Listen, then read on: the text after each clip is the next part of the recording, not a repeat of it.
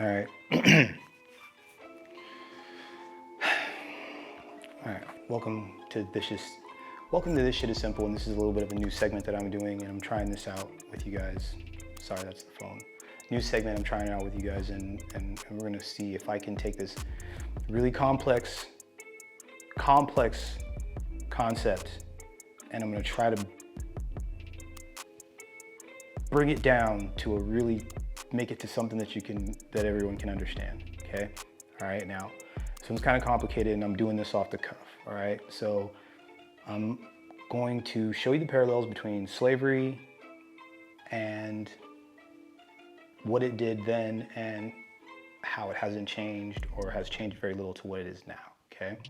So, first of all, we have to kind of break down what slavery was and it is, and I'm gonna try to break this down as simply as I possibly can, right? Essentially, free labor, correct? So you've got an entire workforce, a group of people. I say workforce, but I don't mean people that you actually pay. I mean actual slaves, right? So they're just like you would have at a fair or any other auction, they auctioned off slaves, okay? Just like you would cattle or horses or pigs at the market, they did black people exactly the same. Think about that for a second. So you've got this, you pay your money, you get your slaves, and you have your workforce. Now you feed them, you clothe them, you give them a place to live, and they in turn give you free labor. Free labor. So you have this workforce, and this workforce produces things, stuff, like tobacco and cotton and a laundry list of other things, other products, right?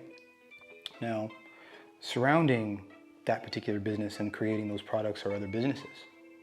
Like you might need shovels, right? So there's a guy at the hardware store that runs a hardware business that works with all the farmers that have slaves all over the countryside. So he has a business, so he gets to make money. And then in town, there's a grocery store, and the grocery store has all the people that live all the different ways. They sell groceries to everyone that lives in the neighboring area. So they get to make a little bit of money. They get to have a little bit of something. You know, there's a guy that sells jeans down the way. You know, the nice jeans go to Massa, and the burlap joints, those go to all of his slaves, but he gets to make a couple dollars. So around all these plantations and all these people, there's a lot of these other businesses, not just related directly to the tilling of the land, but all of the other businesses that are being fed by this economy of free labor. The one group of people that don't get to have any businesses are the black people, are the slaves. Now think about it. Those are the people that are digging up the ground and bringing up this and doing all that and doing all the slave labor, right? Someone who considers himself superior sits back, takes all of that, lets it go to market, rubs some elbows, and creates a business around it. A little bit of wealth. And spreads it out to his friends.